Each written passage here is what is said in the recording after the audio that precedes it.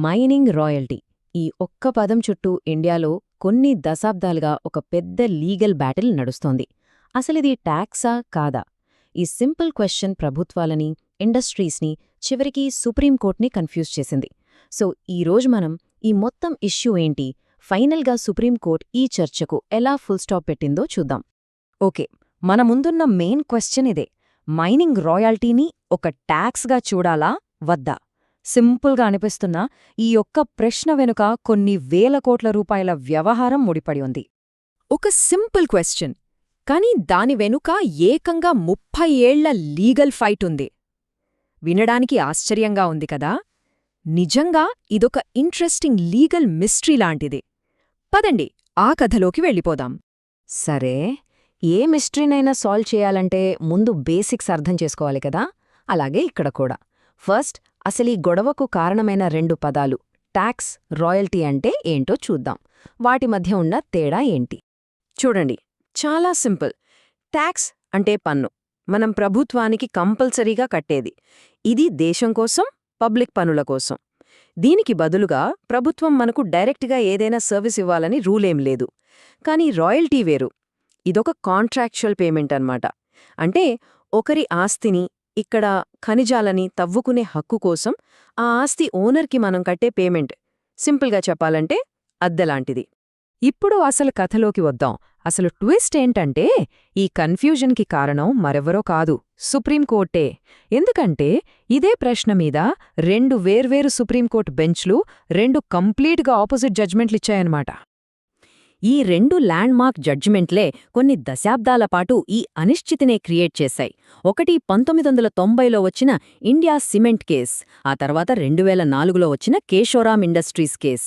ఈ 2 మైనింగ్ ఇండస్ట్రీని ఒక పెద్ద గందరగోళంలోకి నెట్టేశాయి. ఇక్కడున్న ఆ కాంట్రడిక్షన్ చూడండి. 1990లో 7 జడ్జిల బెంచేమో రాయల్టీ ఒక పన్ను అని చెప్పింది. కట్ చేస్తే సరిగ్గా 14 ఏళ్ల తర్వాత 2004లో ఇంకో కాన్స్టిట్యూషన్ బెంచ్ లేదు, రాయల్టీ పన్ను కాదు అని చెప్పింది. ఇంకేముంది, ఒక పెద్ద లీగల్ డెడ్లాక్ సిచ్యువేషన్ క్రియేట్ అయింది. సో ఈ దశాబ్దాల కన్ఫ్యూజన్కి ఒక ఫుల్ స్టాప్ పెట్టాలి కదా. అందుకే సుప్రీంకోర్టు ఒక అసాధారణమైన స్టెప్ తీసుకుంది. ఈ ఇష్యూని ఫరెవర్ సెటిల్ చేయడానికి ఏకంగా 9 మంది జడ్జులతో ఒక భారీ బెంచ్ని ఏర్పాటు చేసింది. ఇన్ని సంవత్సరాల లీగల్ బ్యాటిల్ తర్వాత, ఇన్ని వాదనల తర్వాత ఫైనల్గా ఆ 9 మంది జడ్జిల బెంచ్ ఏం చెప్పింది? ఆ సస్పెన్స్కి ఇప్పుడు తెరదించుదాం. The final verdict is royalty పన్ను కాదు. అంతే. సింగిల్ లైన్లో దశాబ్దాల చర్చకు సుప్రీంకోర్టు ఫుల్ స్టాప్ పెట్టేసింది. సరే, కోర్టు లాజిక్ ఏంటి? చాలా క్లియర్గా చెప్పారు. 1, రాయల్టీ అనేది మైనింగ్ లీజ్ అనే ఒక కాంట్రాక్ట్ నుంచి వస్తుంది, అంతేకాని ఇది ప్రభుత్వం బలవంతంగా వసూలు చేసేది కాదు. 2, ఇది ఖనిజాలు తవ్వుకునే హక్కు కోసం లెస్సర్కి అంటే ఓనర్కి ఇచ్చే పేమెంట్. ఆ ఓనర్ ప్రభుత్వం కావచ్చు లేదా ప్రైవేట్ వ్యక్తి కూడా కావచ్చు.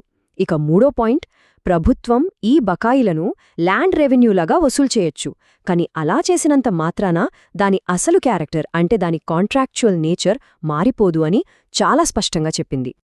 ఓకే, ఒక పెద్ద సమస్య అయితే తీరిపోయింది, రాయల్టీ పన్ను కాదు అని తేలిపోయింది. కానీ ఇది మరో పెద్ద డోర్ ఓపెన్ చేసింది. అదే GST, goods and services tax.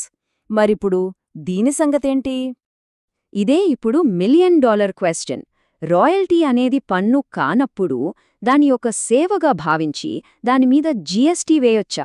దీనికి ఆన్సర్ అంత స్ట్రేట్ ఫార్వర్డ్ కాదు. ఇక్కడే అసలు కాంప్లికేషన్ ఉంది. చూడండి, ఈ తీర్పు ఏం చెప్తోంది? మినరల్ రైట్స్ మీద పన్ను వేసే అధికారం కేవలం రాష్ట్రాలదే అని కన్ఫర్మ్ చేసింది. కానీ జీఎస్టీ చట్టం ఏం చెప్తోంది? సేవలు అంటే సర్వీసెస్ మీద పన్ను వేసే అధికారం కేంద్రానికి, రాష్ట్రాలకి ఇద్దరికీ ఉందని చెప్తోంది. దీంతో ఈ అధికారాల విషయంలో ఒక కొత్త రాజకీయపరమైన చిక్కుముడి పడింది. ప్రస్తుతం సిట్యుయేషన్ ఎలా ఉందో ఈ టేబుల్ చూస్తే మనకు క్లియర్గా అర్థమవుతుంది. ట్యాక్స్ ఆఫీసర్లేమో రాయల్టీని లైసెన్సింగ్ సర్వీస్ కింద ట్రీట్ చేసి జీఎస్టీ వేయాలని చూస్తున్నారు. కానీ సుప్రీంకోర్టు ప్రస్తుతానికి లఖీందర్ సింగ్ కేసులో జీఎస్టీ పేమెంట్స్ మీద స్టే ఇచ్చింది. ఇక డిస్ట్రిక్ట్ మినరల్ ఫౌండేషన్ అంటే డిఎంఎఫ్, ఇంకా national mineral exploration trust NMET funds విషయమైతే ఇంకా లీగల్గా తేలాల్సిందే. మరి ఇంత కన్ఫ్యూజన్ మధ్య ట్యాక్స్ పేయర్స్కి అంటే బిజినెస్లకు ఇండస్ట్రీకి దారి ఏంటి? వాళ్లకోసం సుప్రీంకోర్టు కొన్ని రిలీఫ్ మెజర్స్ కూడా సూచించింది. పాత బకాయిల సంగతేంటో ఇప్పుడు చూద్దాం. ఈ నంబర్ బాగా గుర్తుపెట్టుకోండి, 12. ఎందుకంటే పాత ట్యాక్స్ బకాయిల సమస్యకు సుప్రీంకోర్టు ఇచ్చిన సొల్యూషన్ ఈ నంబర్లోనే ఉంది. ఇది ఇండస్ట్రీకి చాలా పెద్ద రిలీఫ్ అని చెప్పాలి. తీర్పు రాకముందున్న పాత ట్యాక్స్ డిమాండ్స్ మొత్తాన్ని ఒకేసారి కట్టాల్సిన పని లేకుండా ఏప్రిల్ 1, 2026 నుంచి ఏకంగా 12 ఇయర్స్ ఇన్స్టాల్మెంట్స్లో కట్టుకునే వెసులుబాటును కోర్టిచ్చింది. ఈ ఇన్స్టాల్మెంట్స్తో పాటు మరో 2 పెద్ద రిలీఫ్లు కూడా ఉన్నాయి. మొదటిది, ఈ పాత బకాయిలను 12 వార్షిక వాయిదాల్లో కట్టొచ్చు.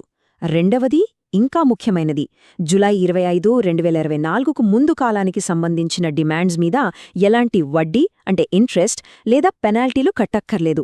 వాటన్నిటినీ మాఫీ చేసేశారు. ఇది కంపెనీలకు ఫైనాన్షియల్గా చాలా పెద్ద హెల్ప్. ఈ మొత్తం తీర్పులో ఈ ఒక్క కొటేషన్ చాలా పవర్ఫుల్. ఖనిజ హక్కులపై పన్ను విధించే అధికారం కేవలం రాష్ట్ర ప్రభుత్వాలకే ఉంది. జీఎస్టీ కారణంగా ఇందులో ఎటువంటి మార్పు రాలేదు. అంటే జీఎస్టీ వచ్చినా సరే రాజ్యాంగం రాష్ట్రాలకిచ్చిన ఈ ప్రాథమిక అధికారం మారలేదని కోర్టు చాలా గట్టిగా చెప్పింది. సో ఫైనల్గా రాయల్టీ అనేది ట్యాక్స్ కాదనే డిబేట్కి అయితే ఫుల్ స్టాప్ పడింది. కానీ ఈ తీర్పు ఒక కొత్త ఇంకా పెద్ద ప్రశ్నను మన ముందు ఉంచింది. అదేంటంటే, జీఎస్టీ ఫ్రేమ్వర్క్ అనేది కేంద్ర రాష్ట్రాల మధ్య ఉన్న అధికారాల సమతుల్యతను దెబ్బతీసి మన దేశ ఫెడరల్ నిర్మాణానికే ఒక కొత్త రాజ్యాంగ సవాలు విసురుతోందా? ఇది మనం ఆలోచించాల్సిన చాలా ముఖ్యమైన విషయం.